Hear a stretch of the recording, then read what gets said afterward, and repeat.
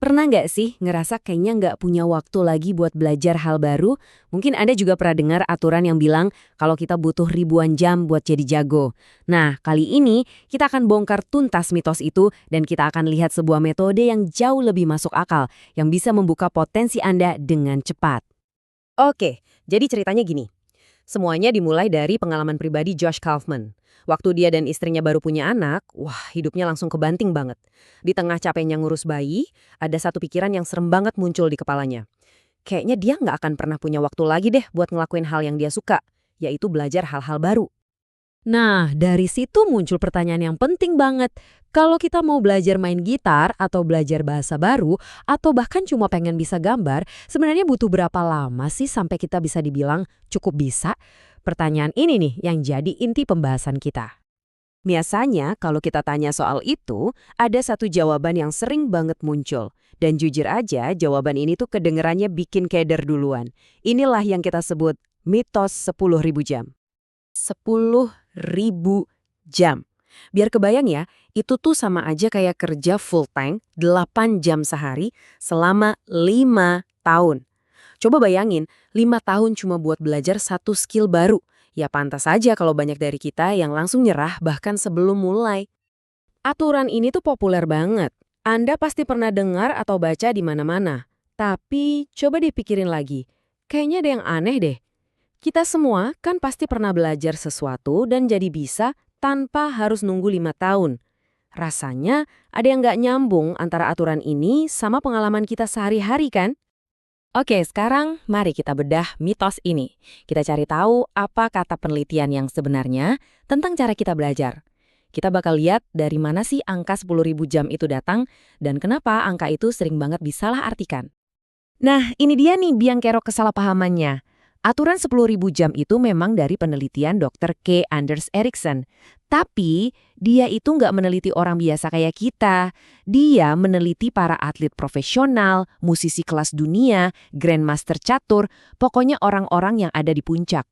Jadi 10.000 jam itu adalah waktu untuk jadi yang terbaik di dunia di bidang yang persaingannya ketat banget. Bukan buat kita-kita yang pengen belajar main ukulele buat iseng-iseng di akhir pekan. Jadi, gimana ceritanya? Kok bisa melenceng jauh banget? Ya, persis kayak main bisik berantai. Awalnya, ide ini dipopulerkan di buku Outliers oleh Malcolm Gladwell. Pesan aslinya, butuh 10.000 jam buat jadi yang terbaik.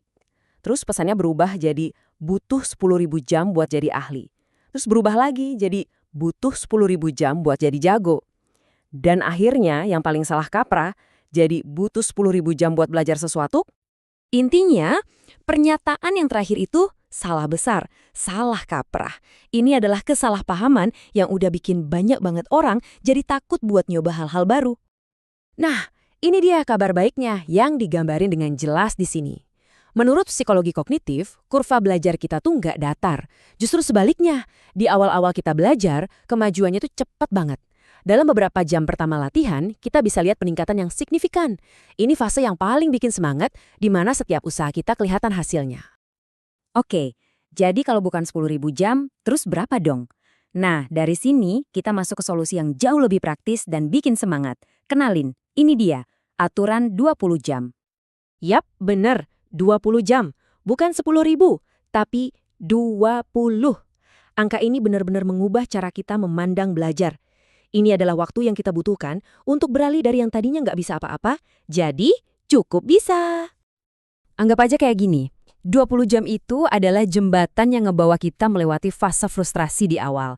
Dari yang tadinya ngerasa kaku, ngerasa kok gue bego banget ya, sampai ke titik di mana kita mulai menikmati prosesnya dan lihat kemajuan yang nyata. Dan ini benar-benar bisa dicapai loh, cuma sekitar 45 menit sehari selama sebulan. Semua orang pasti bisa deh nyisihin waktu segitu. Tapi tunggu dulu, ini bukan cuma sekedar asal-asalan habisin 20 jam ya, ada metode cerdas di baliknya. Ini dia, 4 langkah simpel yang bisa Anda pakai buat belajar apapun. Metodenya cerdas dan cuma ada 4 langkah. Pertama, pecah-pecah dulu skillnya. Jangan coba telan semuanya sekaligus, latih bagian yang paling penting dulu. Kedua, belajar secukupnya aja. Cukup biar Anda tahu kalau bikin salah, tapi jangan kebanyakan riset sampai akhirnya nggak mulai-mulai latihan. Ketiga, ini penting banget, singkirin semua gangguan, matiin TV, jauhkan HP. Kuncinya itu latihan yang fokus. Dan terakhir, yang paling krusial, berkomitmenlah buat 20 jam. Janji sama diri sendiri buat ngelewatin fase awal yang paling bikin frustrasi. Ini yang bakal bikin perbedaan besar. Metodenya udah jelas dan efektif kan? Tapi bahkan dengan rencana sebaik ini pun, kenapa ya kok banyak orang tetap aja nggak mulai-mulai? Jawabannya karena hambatan terbesarnya itu bukan soal teknik, tapi sesuatu yang jauh lebih dalam. Dan ini dia inti dari semuanya. Hambatan terbesar kita buat belajar itu bukan karena kita kurang pintar, sama sekali bukan. Hambatan terbesarnya itu emosional.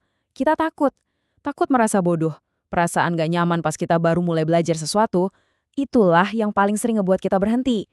Kalau kita sadar akan hal ini, dan kita punya komitmen 20 jam itu, kita bisa kok ngelewatin rintangan emosional ini. Nah, jadi setelah tahu semua ini, sekarang pertanyaannya kembali ke Anda. Apa sih skill yang selama ini pengen banget Anda pelajari?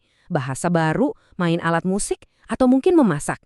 Ingat, Anda cuma berjarak 20 jam dari menjadi cukup baik. Jadi, apa yang akan Anda pelajari?